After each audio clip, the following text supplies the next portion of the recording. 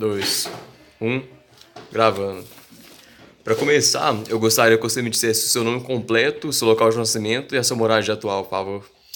Meu nome é Saulo Gonçalves Campos, nascido em Itaúna, Minas Gerais, e atualmente resido em Itaúna também. Qual que foi o seu desempenho na área cultural na sua vida?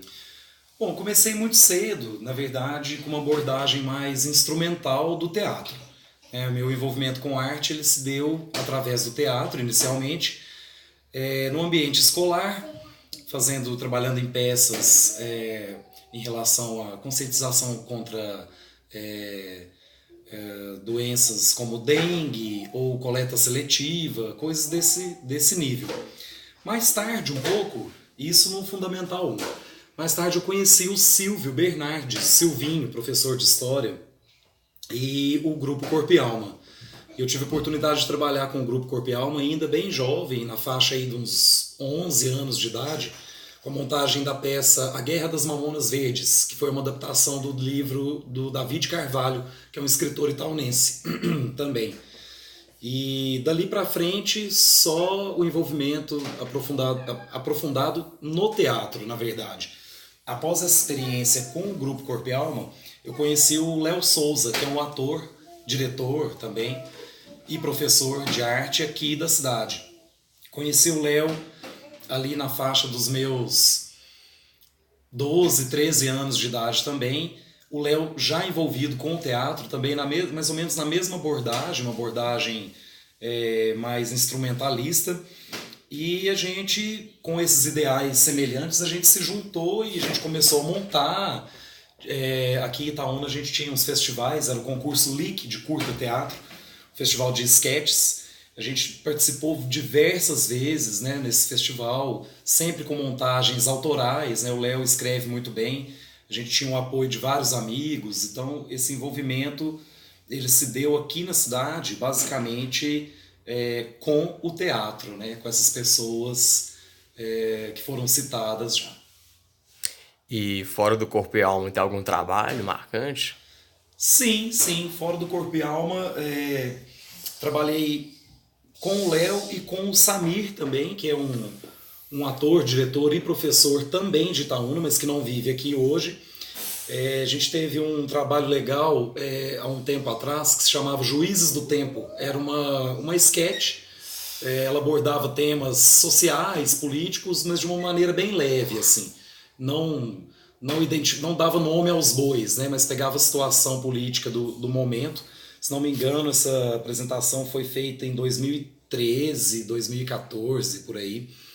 E foi um trabalho bem legal, também no concurso de sketches aqui do município. Fora isso, além disso, né, depois dessa primeira pegada teatral aqui no município, eu fui embora para Ouro Preto, fui estudar artes cênicas. E lá também eu tive diversas experiências bem interessantes.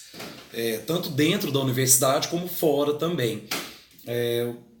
Durante o curso, né, durante a vivência nas aulas, a gente sempre estava envolvido com alguma montagem, seja uma cena de alguém que estava cursando direção teatral, participando nessas cenas de direção teatral a nível de exercício de sala de aula, como também TCCs que viravam espetáculos, né, que rodavam depois, ou trabalhos autorais também, teatro de rua, mini teatro, rodando chapéu, com um parceirão que hoje está em São Paulo, que é o Daniel Sapiência, o fundador da companhia Matula Andante, que está atuando ainda. Além disso, também tive a oportunidade de trabalhar num projeto de extensão da UFOP chamado Mambembe, Música e Teatro Itinerante. A pegada do Mambembe da minha época era o seguinte, era transformar literatura em teatro. Então a gente pegava Guimarães Rosa, Ítalo Calvino, Saramago e tentava transportar isso para o universo do teatro de rua. E o legal do Mambembe é que ele tinha uma proposta de deslocar as apresentações teatrais para localidades que não tinham acesso, como que eu diria, um acesso mais... perdi a palavra. Comunidades que não buscam o teatro, no geral, assim, que não tem esse costume, essa prática de ir ao teatro. Então o Mambembe ele trabalhava nesse sentido, de ir para as periferias, ir para as localidades onde as pessoas não consumiam esse tipo de arte e apresentar. E além das apresentações, uma coisa que era muito legal era a oferta de oficinas. Oficina de interpretação, oficina de voz, de maquiagem, oficina de dramaturgia também, entre outras, assim. Esse tipo de trabalho ele era feito tanto em comunidades mais carentes, como também em escolas, né? A gente viajou pelo norte de Minas, região do Médio Jequitinhonha, foi muito legal. Foi um trabalho bem marcante, bem interessante. E além disso, fora do teatro agora, né? Tem uma questão que foi muito legal, lá na UFOP também, é um envolvimento que eu tive com uma banda chamada Cor de Fubá. Essa banda, hoje em dia, ela não existe, né? Ela está adormecida, por assim dizer, e o Cor de Fubá tinha uma pegada de fazer música autoral e uma proposta de música instrumental de raiz. Uma mistura, na verdade, né? Então, basicamente, a nossa formação era percussão, bastante instrumentos de percussão, pífanos, que são as flautinhas de bambu rústicas, e aí uma mistura danada, saxofone, trompete, contrabaixo, cavaquinho, ukulele. E foi um trabalho bem interessante, Cor de Fubá. A gente se apresentava na região, Ouro Preto, Mariana. Tivemos a oportunidade de participar de um programa do governo de Minas, que ainda existe até hoje, chamado Música Minas. O governo de Minas ele fomenta, ele auxilia, né, essas bandas autorais para que elas possam circular o seu trabalho. Então a gente conseguiu rodar com a bandinha Cor de Fubá, a gente conseguiu rodar Rio de Janeiro, Goiânia, Belém do Pará, Ouro Preto, Mariana, também pelo Música Minas, Belo Horizonte. E foi uma prática bem legal. Assim, eu, enquanto artista do teatro, eu nunca imaginei que eu fosse fazer parte de uma banda um dia. E foi uma experiência bem enriquecedora. E isso acabou refletindo na minha prática também dentro do teatro, com a elaboração de trilhas para o teatro, né? É o que a gente chama de música cênica, né? A música executada ao vivo, em cena, que é uma proposta bem legal também. E isso me auxiliou, me colocou nesse lugar, né? De sair um pouco da atuação para a questão de composição e execução musical para o teatro, que é bem interessante também. E foi muito marcante. Tem alguma história, algum caso que foi marcante nessa sua trajetória?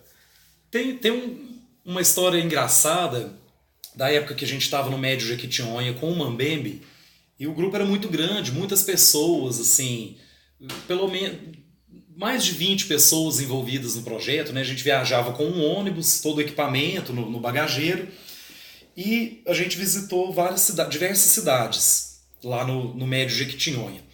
E em uma dessas trocas, né, a gente fechou as apresentações e oficinas em uma cidade, colocamos tudo dentro do ônibus e fomos embora, para trocar de cidade mesmo, sair de uma cidade para outra. E um dos nossos parceiros, que é o Washington Ribeiro, se ele tiver a oportunidade de ver isso, de deixar um abraço para o Washington. O Washington, ele se deslocou do grupo, ele não estava junto com o grupo, e a gente não percebeu que o Washington ficou para trás, né? Levantamos o acampamento, colocamos tudo dentro do ônibus e fomos embora. E seguimos viagem, ninguém percebeu que o Washington tinha ficado para trás. De repente, alguém visualizou uma moto, né, dando sinal para o ônibus. Estava um cara na garupa. Quem era esse cara da garupa? O Washington, né? Tinha ficado para trás. Até então a gente nem tinha dado falta dele, né? Aí o motorista encostou e tal, ele entrou, ficou puto da vida, né? Porque tinha sido esquecido. Mas passou, foi uma raiva que ele ficou ali na hora, a gente deu muita risada, mas depois ficou tudo bem, assim. Foi muito engraçado essa história aí do Washington Ribeiro. Abração, cara. Mas falando nessas dificuldades, teve alguma dificuldade maior que você encontrou durante a sua carreira? Olha, as dificuldades sempre aparecem, né? Eu acho que não só na carreira de artista, né, nesse ramo, acho que todo profissional ele enfrenta diversas dificuldades, né? Principalmente aqui no Brasil, que, enfim, você tem uma série de burocracias, falta de incentivo e por aí vai. Eu vejo que o artista em si, ele para conseguir viver da sua arte de uma maneira digna, ele tem que se desdobrar muito, né? O artista ele acaba tendo que entender de produção, de leis, de a questão fiscal, os impostos, né? E é complicado. Normalmente a galera das artes, o artista em si, ele tem a sua genialidade na arte que ele faz. E normalmente ele não se dá muito bem nessas questões burocráticas, né? Eu acho que essa é uma dificuldade atual para o artista em geral. E a questão mesmo como que eu diria, da a questão cultural, né, do país em si, a valorização que se dá para determinado tipo de arte ou não, né? O artista de rua, por exemplo, em geral, dependendo da localidade onde ele está, ele é meio que visto como um vagabundo, né? O cara que está lá no sinal fazendo malabares, ou o cara que está vendendo os trampinhos na praça, o artesanato.